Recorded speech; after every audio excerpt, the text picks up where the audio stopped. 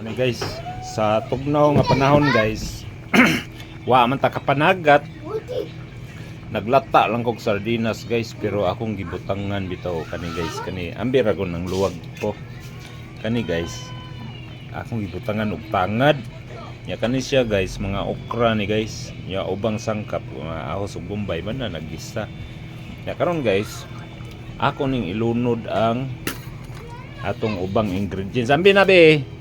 Ops, kopte po, kopte kaya to ilunod. Muna siya muna gitawag sa in English og octane.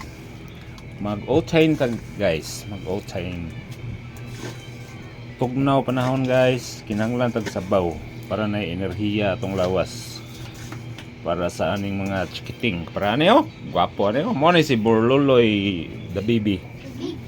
Kana mo na siya ako mga sakop guys. Yahay lang sila cellphone guys. Mo na mo na ikuan guys. Mo na uso ron. Oops. Lami kay ni guys. Tanawa lang oh, nag green na. Pero pabukalon sa kana para mo kuha ng lasa. Okay, takuban na to guys. Later na, kainan na. Bye.